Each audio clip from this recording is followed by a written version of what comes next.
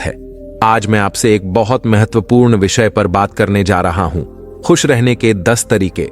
खुशी हर इंसान की जरूरत है। हम चाहे कितने भी पैसे कमा लें, अगर खुश नहीं हैं तो वो सब व्यर्थ है। तो आइए जानते हैं वो 10 तरीके जो हमें सच्ची खुशी दे सकते हैं। आभार व्यक्त करें। अपनी जिंदगी में जो कुछ भी है उसके लिए आभारी रहें। छोटे छोटे पलों और चीजों के लिए धन्यवाद कहना सीखें। यह आपको हर स्थिति में सकारात्मक बनाए रखेगा। स्वास्थ्य का ख्याल रखें। स्वस्थ शरीर में ही स्वस्थ मन बसता है। रोजाना व्यायाम करें, संतुलित आहार लें और पर्याप्त नींद लें। ये आदतें आपकी खुशी का आधार बनेंगी। वर्तमान में जिएं। अतीत की गलतियों या भविष्य की चिंताओं में ना उलझें। वर्तमान क्षण को पूरी तरह से जिएं। यह आपको मानसिक शांति और खुशी देगा। अपने शौक पूरे करें। अपनी रुचियों और शौक को समय दें। यह न केवल आपको आत्मसंतोष देगा, बल्कि आपके अंदर रचनात्मकता भी लाएगा। सकारात्मक सोच रखें। नकारात्मक विचारों से बचें और हर स्थिति में कुछ अच्छा देखने की कोशिश करें। सकारात्मक सोच आपकी ऊर्जा को बढ़ाएगी। सहयोग और परोपकार करें। दूसरों की मदद करें। किसी की मुस्कान का कारण बनना अपने आप में एक बड़ी खुशी है। संबंधों को मजबूत करें। अपने परिवार और दोस्तों के साथ समय बिताएं। अच्छे रिश्ते मानसिक शांति और खुशी का स्रोत होते हैं। सीखने की इच्छा रखें। नई चीजें सीखते रहना आपको प्रेरित और उत्साहित रखेगा। यह आत्मविश्वास और खुशी को बढ़ाने में मदद करता है। ध्यान और प्रार्थना करें। ध्यान और प्रार्थना मन को शांत करते हैं और अंदरूनी खुशी प्रदान करते हैं। यह आपको जीवन की गहराई समझने में मदद करता है। छोटी छोटी खुशियों का आनंद लें। रोजाना की छोटी चीजों में खुशी ढूंढें, जैसे सूरज की पहली किरण, बच्चे की हंसी या एक कप चाय। इन सभी तरीकों को अपने जीवन में अपनाएं और देखिए कि आपकी जिंदगी कैसे बदलती है। खुशी आपके अंदर है, बस इसे पहचानने और अपनाने की जरूरत है। चलिए अब हम आपको खुशी के कुछ मंत्र बताते हैं, एक कहानी के माध्यम से। तो चलिए शुरू करते हैं। प्राचीन भारत की बात है, जब राजकुमार सिद्धार्थ ने राजमहल और उसकी सुख सुविधाओं को त्याग कर सत्य और शांति की खोज के लिए वन का रुख किया।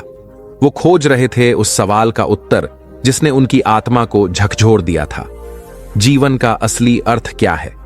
कई सालों तक उन्होंने तपस्या की, कठिन साधना की, लेकिन संतोष और शांति उनसे दूर ही रहे।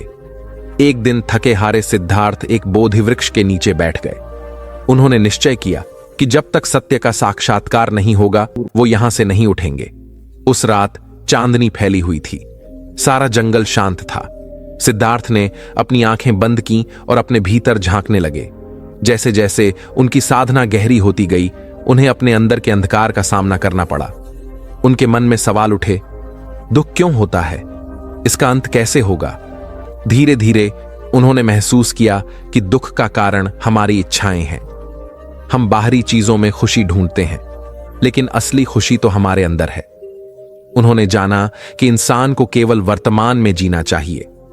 अतीत के पछतावे और भविष्य की चिंता से मुक्त होकर जीवन का आनंद लेना चाहिए। जब सुबह हुई तो सिद्धार्थ को आत्मज्ञान प्राप्त हुआ। अब वे गौतम बुद्ध बन चुके थे। उनकी आंखों में अपार शांति और करुणा थी। उन्होंने महसूस किया कि ज्ञान केवल अपने लिए नहीं, बल्कि दूसरों की भलाई के लिए है। इसके बाद बुद्ध ने अपने ज्ञान को फैलाने का कार्य शुरू किया। एक दिन एक महिला उनके पास आई। उसका नाम किसा गौतमी था। वह अपने मृत बच्चे को लेकर रो रही थी। उसने बुद्ध से विनती की, हे भगवान, मेरे बेटे को वापस जीवित कर दीजिए, मैं उसके बिना नहीं जी सकती। बुद्ध ने उसे शांतिपूर्वक देखा और कहा, मैं तुम्हारे बेटे को जीवित कर दूंगा, लेकिन पहले मुझे एक ऐसा घर खोज कर दो जहां कभी किसी की मृत्यु ना हुई हो। किसा गौतमी ने तुरंत खोज शुरू की। वह हर घर गई, लेकिन हर जगह उसे वही जवाब मिला, हमने भी अपनों को खोया है। धीरे धीरे उसे समझ में आया कि मृत्यु जीवन का अटूट हिस्सा है।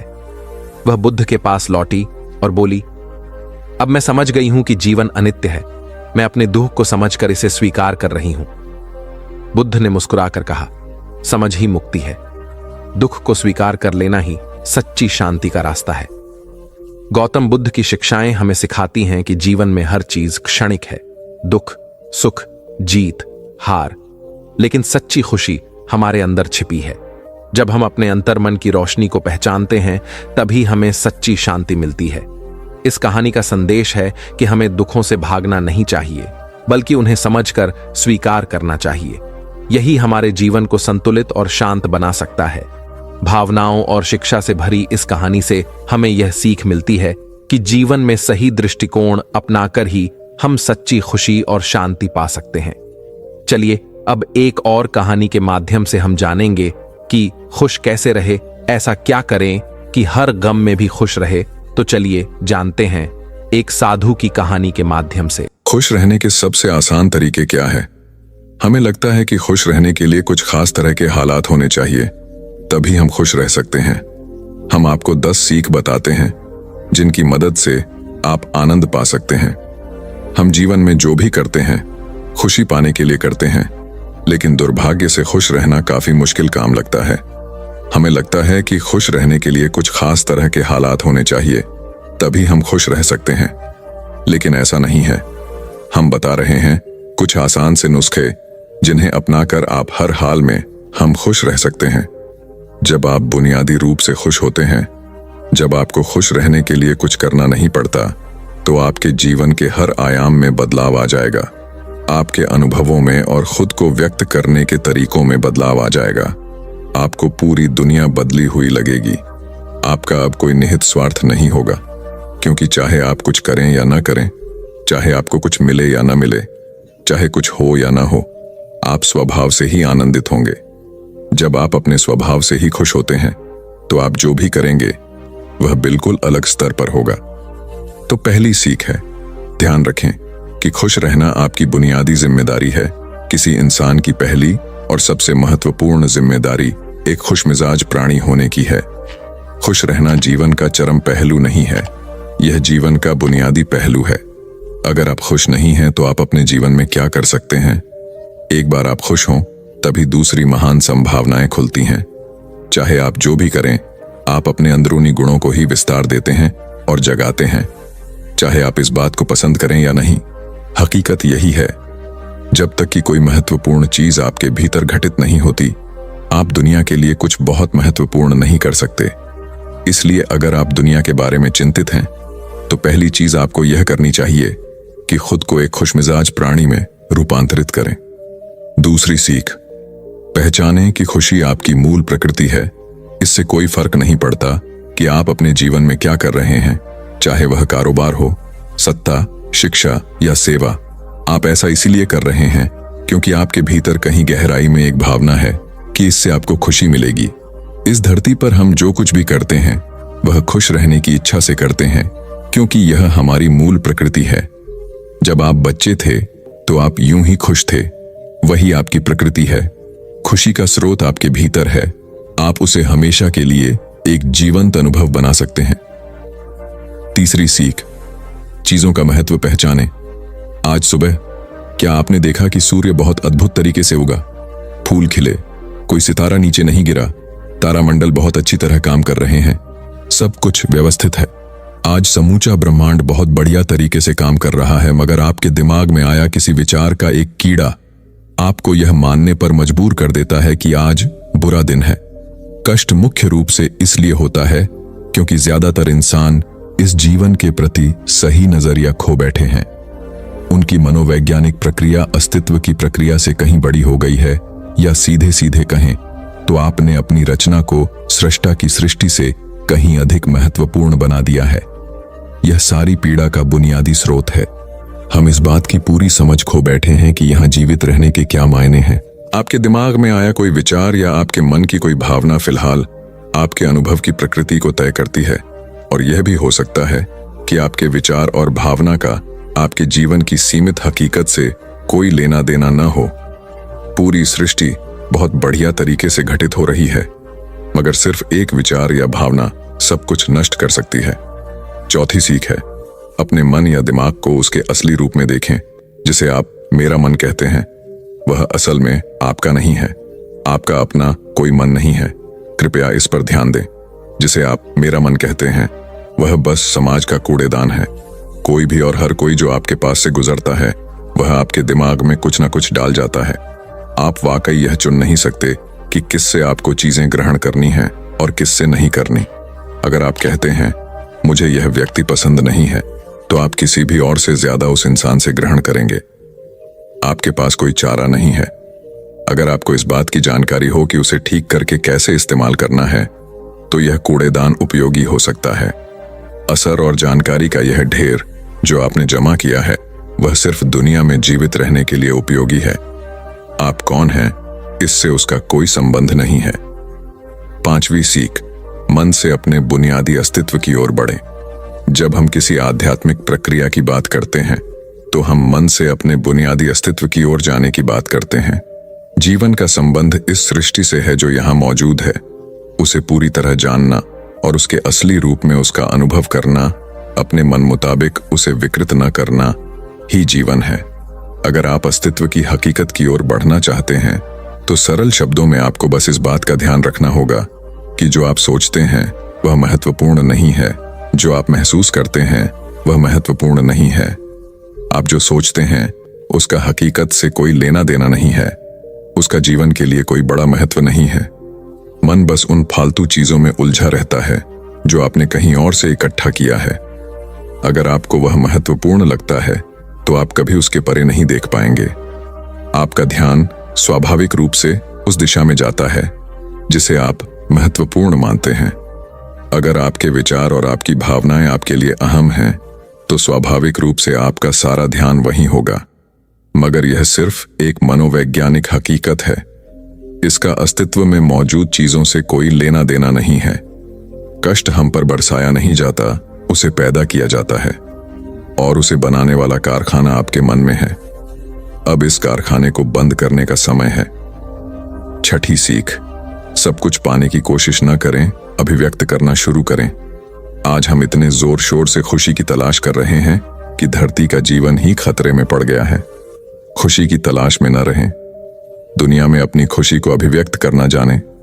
अगर आप मुड़कर अपने जीवन को देखें, तो आपके जीवन के सबसे खूबसूरत पल वे थे जब आप अपनी खुशी को अभिव्यक्त कर रहे थे, न कि जब आप उसकी तलाश कर रहे थे।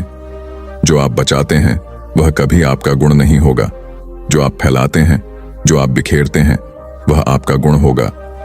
अगर आप अपनी खुशी को बचा बचा कर रखेंगे, तो जीवन के अंत में कोई ऐसा नहीं कहेगा उसने अपने अंदर खुशी का एक एक अंश बचा कर रखा, वह बहुत खुशी के साथ मरा। वे कहेंगे यह भयानक प्राणी अपनी जिंदगी में कभी मुस्कुराया तक नहीं। लेकिन अगर आप हर दिन अपनी खुशी और प्यार को फैलाएंगे, तो लोग कहेंगे अरे वह एक खुश मिजाज और प्यार करने वाला इंसान था। 7वीं सीख, पंटर, सुख और दुख में मुस्कुराइए। सुबह जब आप उठते हैं, तो पहली चीज आपको यह करनी चाहिए कि आप मुस्कुराएं। किस पर? किसी पर नहीं, क्योंकि आप जगे, यह कोई छोटी बात नहीं है। लाखों लोग जो कल रात सोए थे आज नहीं उठे, मगर आप और मैं उठे। क्या यह बहुत बढ़िया बात नहीं है कि आप जगे?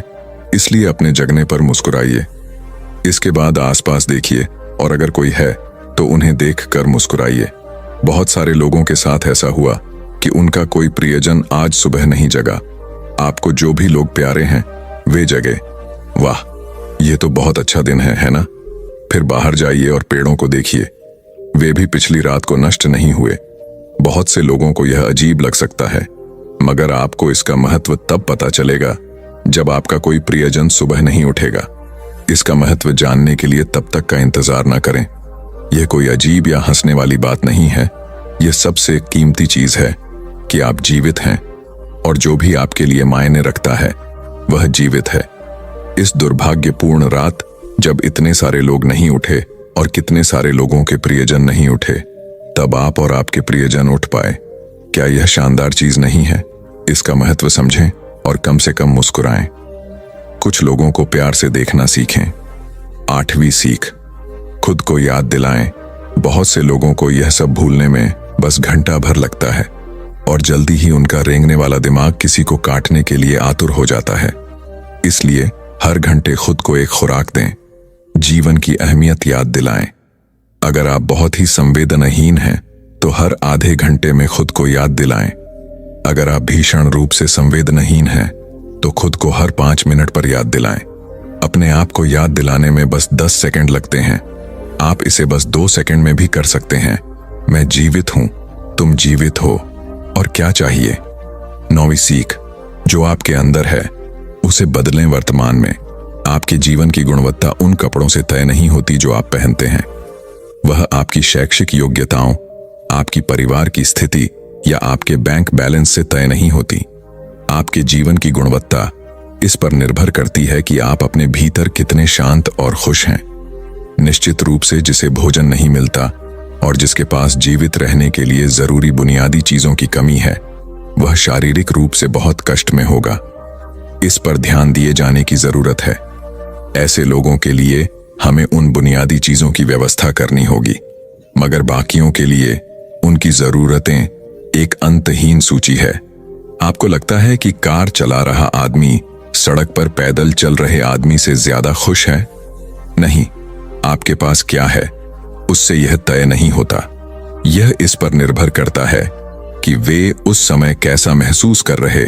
10वीं और आखिरी सीख, अपने आप को दूसरों से तुलना करना छोड़ दें।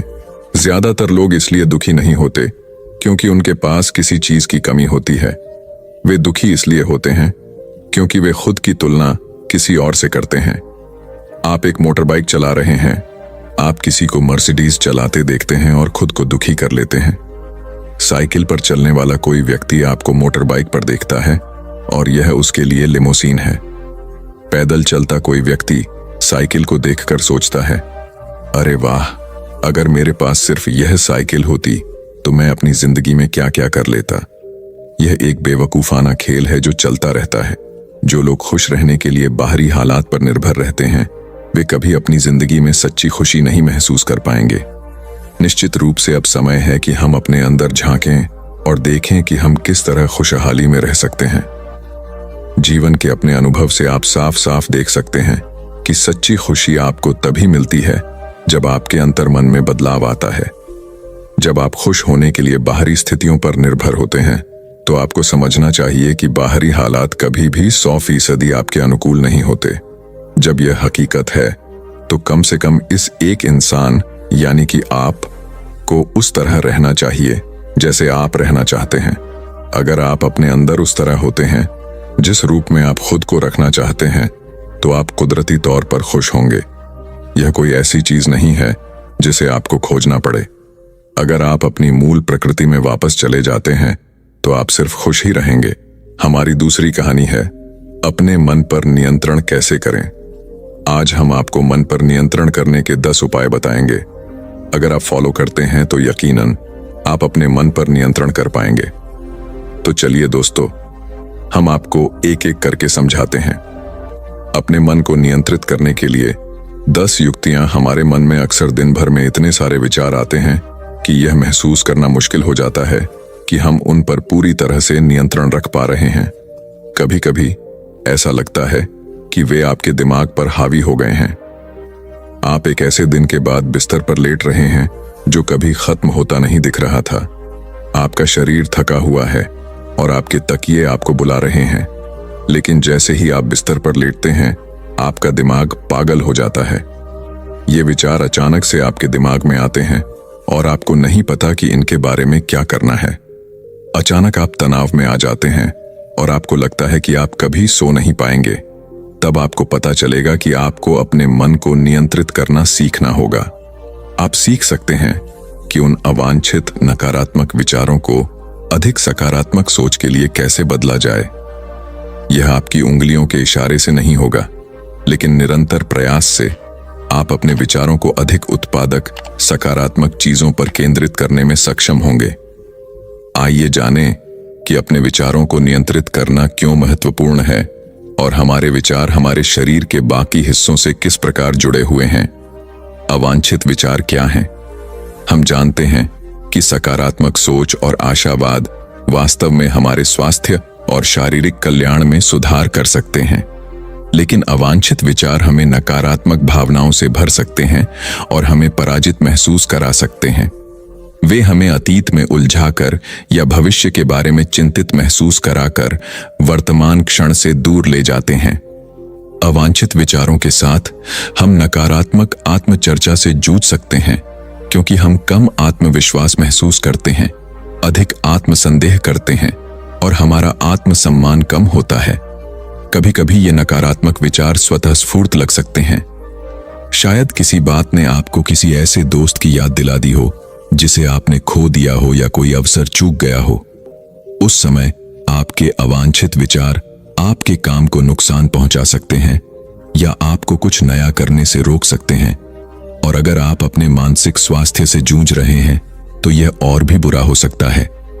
शोध से पता चला है कि अवसाद अधिक नकारात्मक विचार पैदा करता है, जिससे आपके अपने मन को नियंत्रित करना कठिन हो जाता है।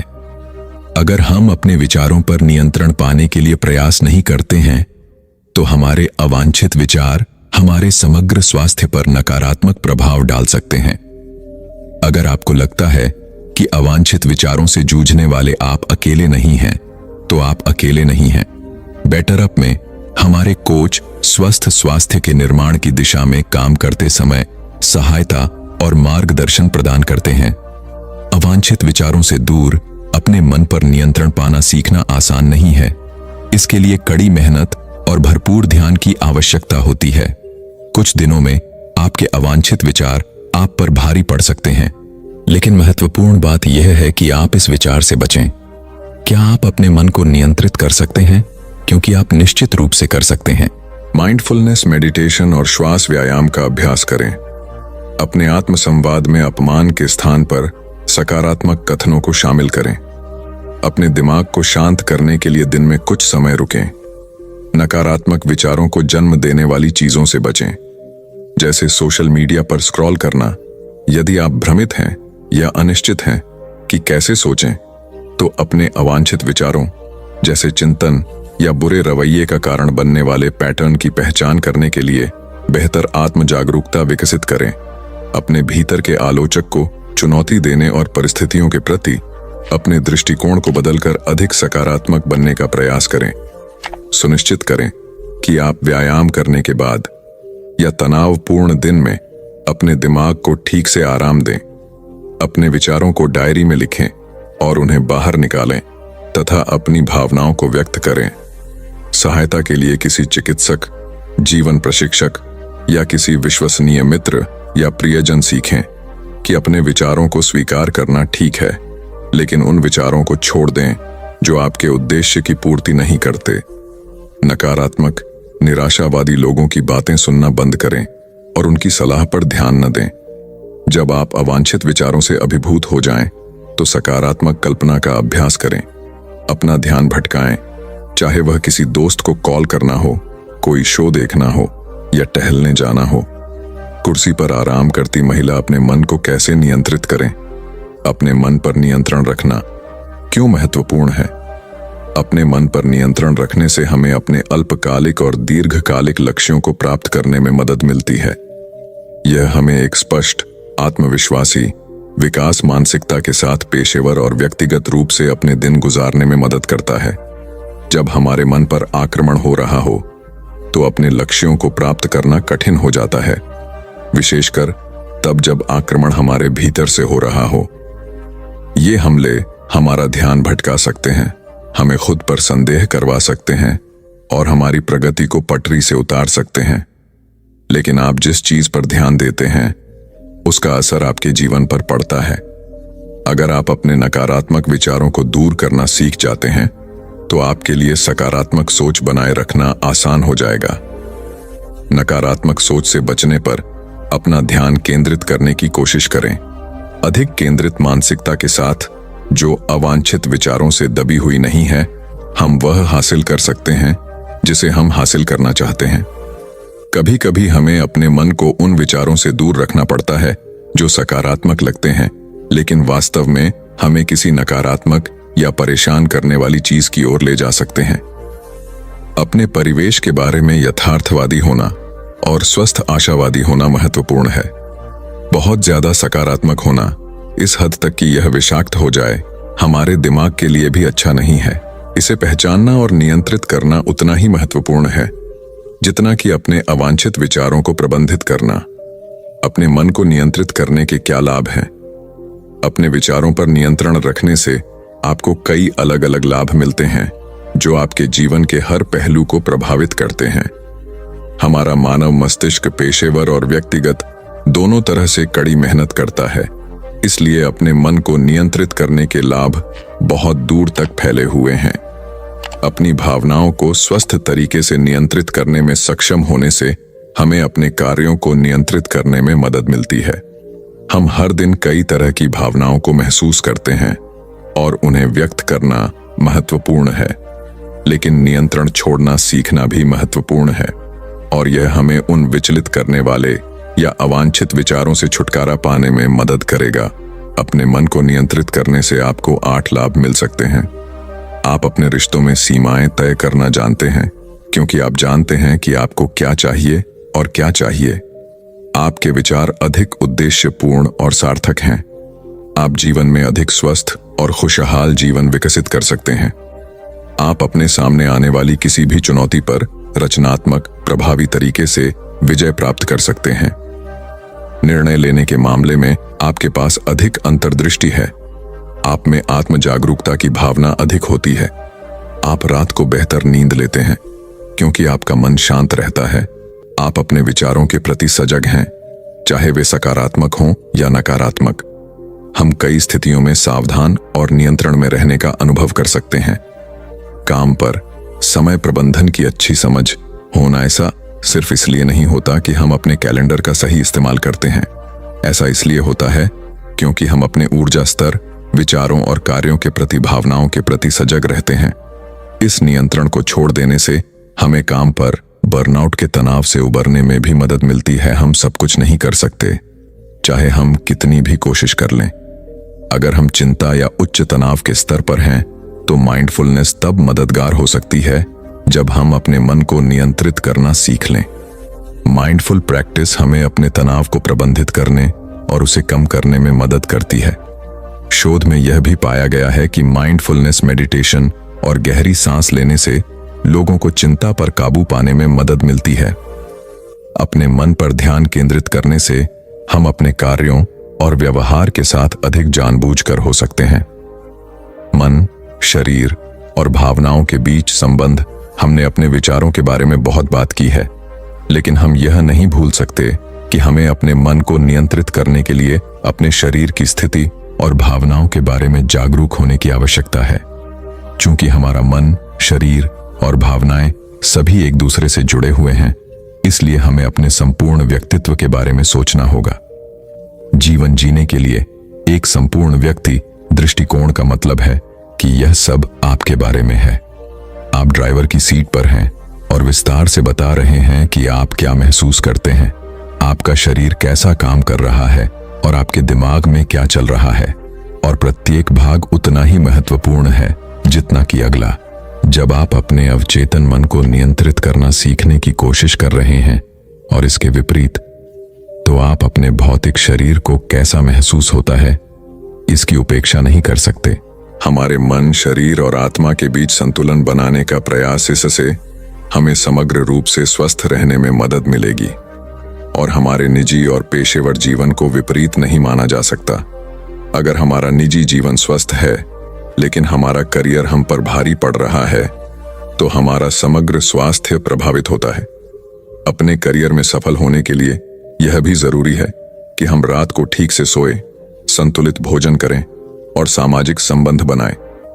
अगर आप किसी एक क्षेत्र की उपेक्षा कर रहे हैं क्योंकि वह महत्वहीन लगता है, तो आप अपना जीवन नहीं बदल सकते।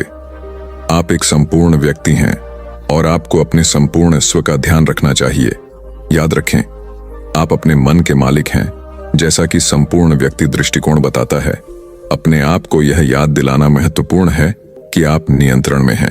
कोई और आपको यह नहीं बता सकता कि आपको क्या सोचना चाहिए या क्या नहीं, इसलिए यह आप पर निर्भर है कि आप क्या काम करते हैं। कभी कभी अपने अवांछित विचारों को चुनौती देना और उन्हें दूर करने के लिए आवश्यक कड़ी मेहनत करना कठिन हो सकता है, लेकिन बहादुर बनकर और अब भी नकारात्मक विचारों से निपटना भविष्य में स्वस्थ, अधिक सकारात्मक सोच के लिए जगह बनाएगा। आप तय करते हैं कि आपके मन में कौन से विचार आते हैं और आप उनसे कैसे बातचीत करते हैं। भविष्य में अपने आप से पूछें, क्या आप अपने मन को खुद पर नियंत्रण करने देंगे? या आप अपने मन को नियंत्रित करना सीखने की दिशा में काम करेंगे। हर किसी को यह महसूस करने का हक है कि उनका दिमाग उनका अपना है। यह आपको आवश्यक सहायता प्रदान कर सकता है ताकि आप अपने अवांछित विचारों से छुटकारा पा सकें और उन्हें ऐसे विचारों से प्रतिस्थापित कर सकें जो आपकी भलाई में मदद करते हैं। तो चलिए अब चलते हैं अपनी तीसरी और आखिरी कहानी की तरफ। ये स्टोरी हम आपको एक कहानी के माध्यम से साझाएंगे। तो चलिए शुरू करते हैं। एक राजा ने अपने पुरुषार्थ से राज्य को समृद्ध बना दिया था। राज्य में रण बड़ी सुखी थी क्योंकि वह प्रत्येक वर्ग के हितों को ध्यान में रखकर काम करता था। जब राजा वृद्ध हुआ तो उसे योग्य उत्तराधिकारी को चिंता सताने लगी क्योंकि उसे लगता कि योग्य उत्तराधिकारी के बिना सुव्यवस्था अव्यवस्था में बदल जाएगी और प्रजा की परेशानी बढ़ जाएगी। हालांकि राजा का एक बेटा था, किंतु वह अत्यधिक आलसी और कर्महीन था। वह स्वयं को मालिक समझता और शेष सभी को अपना गुलाम। यह अहंकार उसके आचरण में सदैव झलकता था। राजा उसे सुधारने के उद्देश्य से बुद्ध के आश्रम में छोड़ आया। बुद्ध ने अगले ही दिन राजकुमार को आदेश दिया, वत्स, यहां से 5 कोस पर एक जंगल है। तुम वहां जाकर फूलों के कुछ पौधे ले आओ और उन्हें आश्रम के अहाते में लगा दो। यह सुनते ही राजकुमार को बड़ा क्रोध आया क्योंकि उसने तो आदेश देना ही सीखा था। चूंकि उसके पिता ने बुद्ध को बात मानने को कहा था, इसलिए वह मन मारकर जंगल गया और फूलों के पौधे लाकर आश्रम में लगा दिए। राजकुमार ने उन्हें सींचा और जानवरों से बचाने के लिए उनकी रात दिन रखवाली की। कुछ महीनों में सारा आश्रम भांति भांति के सुंदर फूलों से खिल उठा। राजकुमार अपनी मेहनत का ऐसा फल देखकर बहुत प्रसन्न हुआ। बुद्ध ने उसे शाबाशी देते हुए समझाया, वत्स, याद रखो, जो सोता है उसका भाग्य भी सो जाता है और जो चलता है उसका भाग्य निरंतर उसके साथ चलता है। अब राजकुमार कर्मठ बन चुका था। राजा को अपना योग्य उत्तराधिकारी मिल गया था। कर्म सफलता की कुंजी है, अतः सदैव कर्मरत रहना चाहिए। एक दिन एक शिक्षित युवक बुद्ध के पास आया। उसने बुद्ध को प्रणाम कर अपनी जिज्ञासा रखी, गुरुजी, आप ईश्वर की बात करते हैं। क्या आपने ईश्वर के दर्शन किए हैं जो आप साधिकार इस विषय पर इतना कुछ कह पाते हैं? बुद्ध ने कुछ नहीं कहा और स्नेहपूर्वक उसके सिर पर हाथ फेर दिया। युवक ने समझा कि बुद्ध के पास मेरे प्रश्न का उत्तर नहीं है। फिर उन्होंने कहा, आओ हम कुछ देर यहाँ के बगीचे में घूमें। बगीचे में गुलाब और रजनीगंधा के सुगंधित फूल लगे थे। युवक बोला, गुरुजी, इन फूलों की सुगंध से सारा वातावरण महक रहा है। बुद्ध ने कहा, वत्स, तुम ठीक कहते हो, किंतु एक बात बताओ कि यह सुगंध तुम्हें दिखाई दे रही है? युवक बोला, जी नहीं, सुगंध तो अनुभव की जाती है। तब बुद्ध ने कहा, बस यही तुम्हारे प्रश्न का उत्तर है। तुम्हारे शरीर में जब कभी कहीं चोट लगती है तो दर्द होता है। क्या इस दर्द को तुम देख सकते हो? युवक बोला, नहीं, वह भी अनुभूत ही होता है। बुद्ध ने अंतिम रूप से युवक का समाधान करते हुए कहा, आत्मा और परमात्मा के साथ भी यही बात है। आत्मा को परमात्मा की अनुभूति के द्वारा उसका साक्षात्कार होता है, न कि स्थूल नेत्रों से। युवक अब पूर्णतः संतुष्ट था। बुद्ध का आभार मानते हुए वह चला गया। परमात्मा सदैव अनुभूति के स्तर पर ही घटता है और यह घटना तब होती है जब मन पूर्णतः निर्लिप्त तथा संभव को प्राप्त हो चुका हो।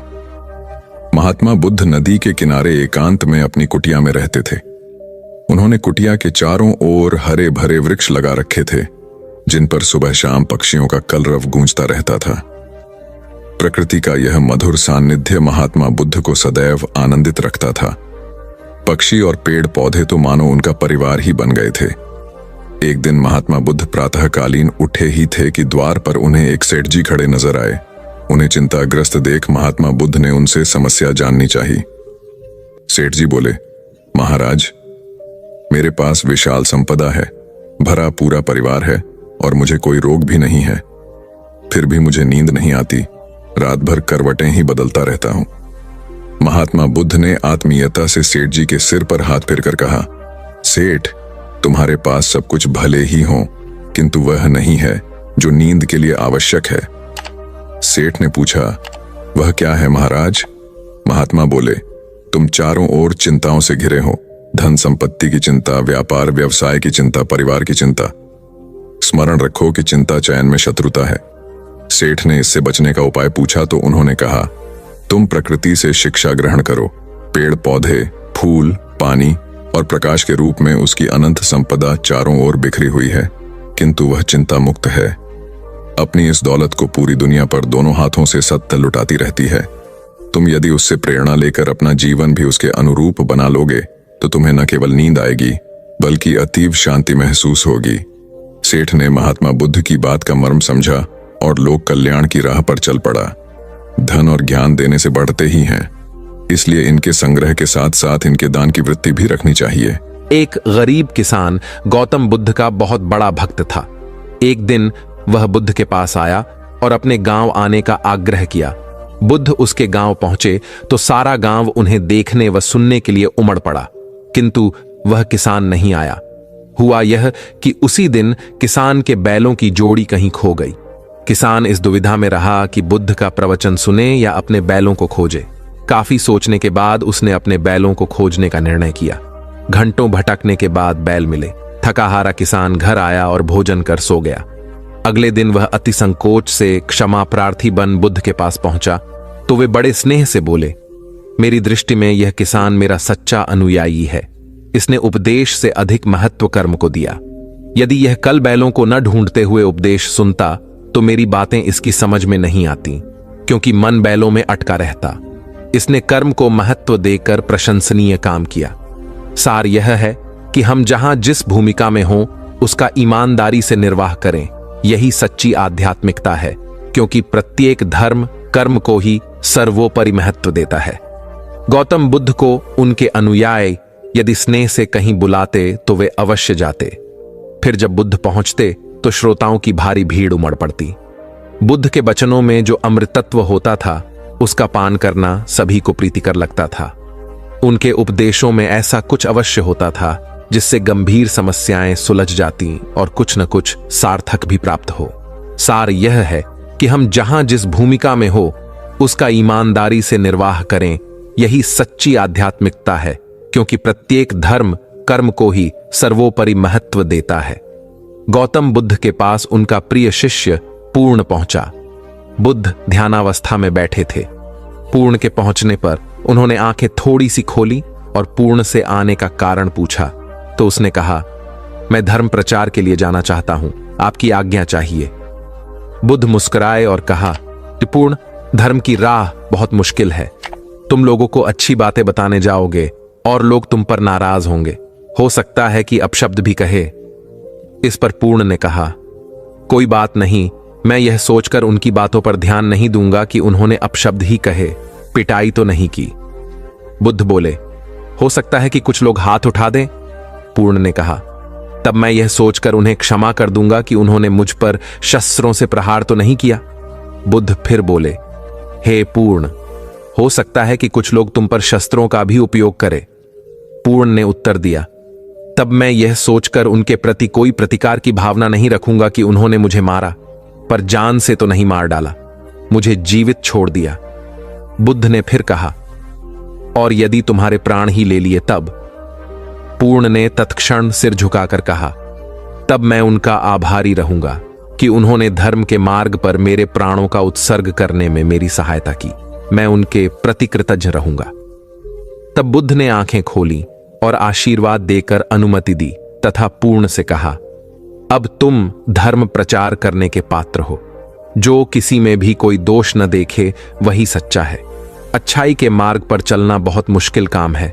जो इस राह पर चलता है उसके मार्ग में अनेक बाधाएं आती हैं, लेकिन जो व्यक्ति किसी में भी दोष न देखे वही बाधाओं को सहजता से पार कर अपने लक्ष्य को पूरा कर पाता है। एक बार गौतम बुद्ध जब वन से गुजर रहे थे तब एक राक्षसी हाथ में तलवार लेकर प्रकट हुई और कहा, अरे बुद्ध, आज तुम्हारे प्रेम को मेरी घृणा के सामने झुकना ही पड़ेगा। आज तुम्हारे जीवन का अंतिम दिन है। बुद्ध ने मुस्कुराते हुए उत्तर दिया, मैं घृणा, उपहास और द्वेष के आगे नतमस्तक नहीं होऊंगा। मैं निंदा, प्रशंसा अथवा उपहास किसी से भी प्रभावित नहीं होता। तुम मुझसे इतनी घृणा करती हो, पर मैं तो तुमसे भी प्रेम करता हूं। राक्षसी ने पूछा, तुम मुझसे प्रेम क्यों करते हो? बुद्ध बोले, मैं तुम्हें मां का रूप देख रहा हूं और मां तो प्रेम का रूप होती है। उसमें हिंसा हो ही नहीं सकती। इतना सुनते ही राक्षसी के हाथ से तलवार गिर पड़ी। हे बुद्ध, तुम धन्य हो। इतना कहते ही बहदेवी में बदल गई और अंतर्धान हो गई। दरअसल जो लोग दूसरों से द्वेष करते हैं, अंत में एक दिन घृणा उन्हें नष्ट कर देती है। घृणा से घिरे हुए लोगों को एक दिन घृणा ले डूबती है। प्रेम सत्य के आवरण से ढका होता है। सत्य से जुड़ा हुआ व्यक्ति सदैव आनंद में जीता है। सत्य को केवल अपने तक सीमित मत रखो, उसे अपने कर्मों में ढालना होगा। सत्य रूपी गुलाब की खुशबू है कर्म। अपने कर्म को प्रेम और सत्य में डुबो कर करो। प्रेम और सत्य मनुष्य को विकास की ओर ले जाते हैं। ध्यान रहे कि ये दोनों मार्ग ईश्वर की ओर जाते हैं। इस मार्ग पर चलने वाले सहज में ही आनंद और शांति को पा लेते हैं। गौतम बुद्ध भ्रमण करते हुए वैशाली नगर के वन विहार में पहुंचे। उनके आगमन का समाचार पूरे नगर में फैल गया। कुछ ही समय में मानो पूरा नगर उनके दर्शन के लिए उमड़ पड़ा। बड़े व्यापारी, शिक्षाविद, समाज सेवी, अधिकारी और राज परिवार से जुड़े कई वरिष्ठ भी वहां पहुंचे। सभी की भावना थी कि तथागत बुद्ध अपने शिष्यों सहित उनके निवास पर पहुंचे एवं भोज का आमंत्रण स्वीकारें। बुद्ध सभी के निवेदन को सुन रहे थे और स्वभावगत मुस्कान के साथ आमंत्रण का आभार व्यक्त कर रहे थे। तभी वैशाली की यात गणिका आम्रपाली भी वहां पहुंची। वह बुद्ध की शिक्षा से प्रेरित होकर बहुत पहले ही अपनी गणिका वृत्ति त्याग चुकी थी। उसने भी बुद्ध को भोजन का आमंत्रण दिया। बुद्ध ने तत्काल उसे स्वीकार किया और अगले दिन भिक्षुओं सहित उसके घर आने की सहमति दे दी। बुद्ध के एक शिष्य को यह बात अच्छी नहीं लगी कि इतने सारे वरिष्ठों के निवेदन के बावजूद बुद्ध ने आम्रपाली का आमंत्रण स्वीकारा। शिष्य की दृष्टि में आम्रपाली गणिका होने से घृणित कर्म से जुड़ी रही थी। जब सभी लोग चले गए तब शिष्य ने पूछा, भगवान, इतने लोगों ने आपको न्योता दिया, फिर आपने आम्रपाली का ही आमंत्रण क्यों स्वीकारा? बुद्ध ने कहा, माना वह गणिका थी, लेकिन पश्चाताप की अग्नि में तपकर वह निर्मल हो चुकी है। यदि कोई व्यक्ति इस निर्मलता को प्राप्त कर ले तो वह उनसे भी श्रेष्ठ हो जाता है, जो ऐसे किसी घृणित कर्म में लीन न रहे हों। ऐसे व्यक्ति का आमंत्रण स्वीकारने में संकोच नहीं होना चाहिए। कोई व्यक्ति जब तक बुरे कामों में संलग्न रहता है तब तक उससे दूरी रहे तो ठीक है, लेकिन जो बुरे कामों को छोड़ दे उसे स्वीकार करने में संकोच नहीं करना चाहिए। इससे उसकी अच्छाई की ओर बढ़ने की भावना को बल मिलता है। गौ बुद्ध के जीवन की एक घटना है। उन्होंने नियम बना रखा था कि वे अपने संघ में स्त्रियों को स्थान नहीं देंगे। स्त्रियों के लिए भिक्षु होने की दीक्षा उन्होंने वर्जित कर रखी थी। एक समय गौतम बुद्ध एक गांव में ठहरे हुए थे। वहां महाप्रजापति गौतमी उनके पास पहुंची। उन्होंने बुद्ध से कहा, आप स्त्रियों को भी दीक्षा दें, किंतु बुद्ध ने अस्वीकार कर दिया। अनेक स्त्रियां इकट्ठी हुईं और उन्होंने विचार किया कि कैसे गौतम बुद्ध से स्वीकृति प्राप्त की जाए। स्त्रियों ने निर्णय लिया कि स्वयं सेविकाएं बनकर गौतम बुद्ध के समक्ष पहुंचा जाए। गौतमी ने अपने बाल काटे, भिक्षु के वस्त्र पहने और अनेक स्त्रियों के साथ बुद्ध के सामने पहुंच गई। उनकी यह मांग थी कि स्त्रियों को भी दीक्षा दी जाए। बुद्ध ने उनकी बात को स्वीकार नहीं किया। स्त्रियां निराश हुईं। जब बुद्ध के एक शिष्य आनंद ने स्त्रियों को देखा, उनके पांव सूजे हुए थे, उन पर धूल चढ़ी हुई थी, उनकी आंखों से आंसू बह रहे थे। उन्होंने पूछा, क्या बात है? स्त्रियों ने कहा, बुद्ध उनके धर्म और नियम के अनुसार हमें भिक्षु होने की दीक्षा नहीं दे रहे हैं। जब आनंद ने व्यक्तिगत रूप से बुद्ध से निवेदन किया, बुद्ध को उन्होंने याद दिलाया, इस समय यह सामाजिक मान्यता है कि स्त्रियां मोक्ष की अधिकारी नहीं हैं, पुरुषों के मुकाबले निम्न हैं। तो क्या आप भी यह मानते हैं और इसलिए उन्हें दीक्षित नहीं कर रहे हैं? बुद्ध का उत्तर था, मुझे गलत न समझा जाए। मेरी मान्यता है कि पुरुष की तरह ही स्त्री भी निर्वाण प्राप्त कर सकती है, लेकिन मैं कुछ व्यावहारिक कारणों से स्त्रियों को संघ में शामिल करने और दीक्षा देने की स्वीकृति प्रदान नहीं कर रहा हूं। आनंद का उत्तर था, सिद्धांत और व्यवहार में परिवर्तन करना चाहिए। बुद्ध को बात जच गई और उन्होंने यह घोषणा की, जो स्त्रियां भिक्षु